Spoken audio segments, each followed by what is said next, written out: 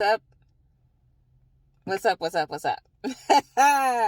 Hey, so I'm gonna try to be as brief as possible. I'm literally on here to talk about self-love because that's kind of been the message all day today, and I feel like I need to express this just to express this and the importance of self-love. And of course, I wouldn't just come out of anywhere talking about self-love. As a Christian, I believe that self-love started with Jesus when he speaks on this. He says, what is the greatest, actually, it's at a time where he's being tested, and he talks about the greatest commandment. The first commandment being love the Lord your God with all your strength, with all your soul, with all your might. And the second is to love your neighbor as you love yourself. So it's like, okay, well, why would Jesus tell us love your neighbor as you love yourself? I believe that you can't love from an empty place. So the only way to give love is to have love stored. And so Jesus doesn't say this, but it is later written by one of the apostles in the New Testament that, what does he say? It says, oh, how can you love a God, not a God? How can you love God whom you have not seen and hate a brother whom you do see on the daily, possibly? And excuse me, because it doesn't say on the daily, but it does say, how can you love God whom you don't see and hate a brother who you do see? And it's like, and not only that, it says, anybody who says that they love God and hates their brother is a liar. Okay? A liar. Why would that be true? Because when God made us, he made us in his image. So how can you look at somebody and tell them that I hate you, but then sit there and be like, oh, but I love God? Help me. Help me understand that.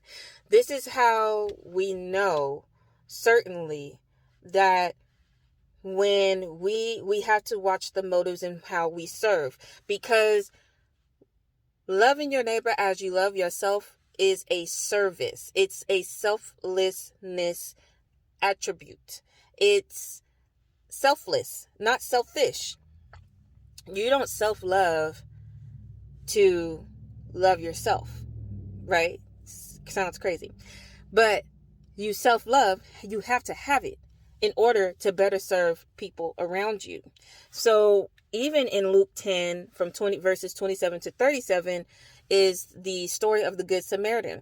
I'll break it down I really shouldn't be breaking it down to you. You really should be reading your Bible, but I will just go ahead and say it.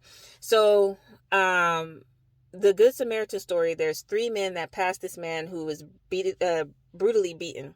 The first one being a priest. He goes on the other side of the road when he sees him. The second one is a Levite. As soon as he sees him, he walks by on the other side of the road as well. Then there's the third person, who is a Samaritan. Sees the man and has pity for him, has sympathy for him. Puts him on his donkey, takes him to an inn, tells the innkeepers to take care of this man until I get back. If there's a bill when I get back, I'll take care of it. So then Jesus goes on to ask them, because them being like the crowd that's around him, being that at this time he is being tested, who is the good neighbor? Like State Farm, he's there. No, I'm just kidding. But who is the good neighbor, right? And the good neighbor is, as they all agree, the Samaritan. And Jesus says, go on and do likewise. Go on and do likewise. Self-love is a service.